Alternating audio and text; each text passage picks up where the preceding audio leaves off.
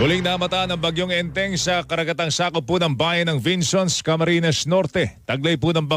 bagyo ang pinakamalakas na hangin. 75